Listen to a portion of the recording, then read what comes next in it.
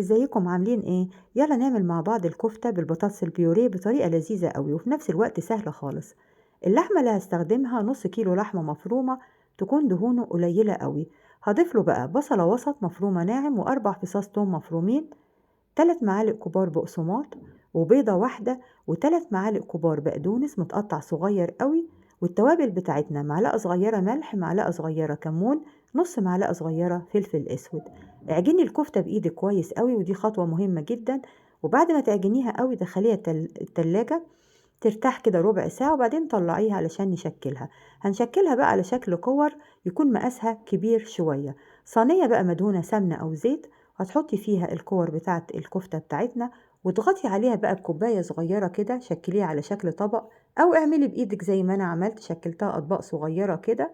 كل طبق من ده هنحط فيه مكعب زبدة صغير قوي، وندخله الفرن على درجة حرارة 220 على الرف القريب من الصاج، ونسيبها بقى فيه ربع ساعة لحد ما الكفتة دي هتستوي نص سوا كده. بعد كده لما تطلع بقى من الفرن، هنحط في كل طبق من أطباق الكفتة دي شوية جبنة موتزاريلا أو جبنة ميكس زي ما أنا حطيت. البطاطس بتاعتنا 3 بطاطسات وسط، قشرتهم وقطعتهم مكعبات، تحطيهم على النار يتسلقوا، وضيفي لهم نص معلقة ملح صغيرة.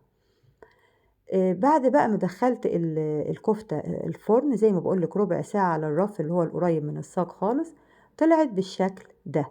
هتحطي بقى في كل واحدة شوية جبنة كده، وبعدين البطاطس بقى استوت، هنهرسها كويس قوي بالهراسة.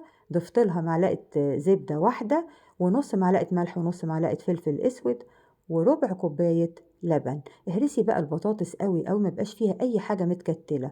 بعد كده في كيس من اكياس الحلواني هنحط فيه قمع من مع اللي هي بتاعة تزيين التورت، او قمع البيتي فور ده، هو ده.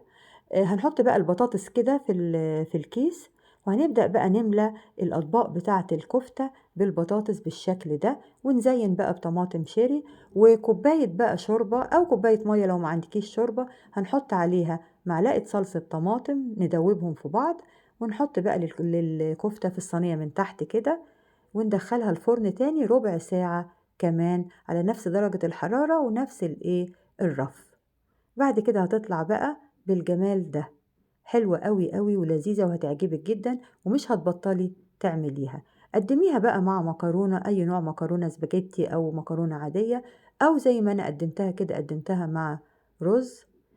آه، لذيذة زي ما بقولك وطعمة جدا وهتعجبك قوي، ومش هتبطلي تعمليها. وبألف هنا، ولو عجبتك طريقتي النهاردة اعملي لايك وشير واشتراك في القناة بتاعتي، وباي باي.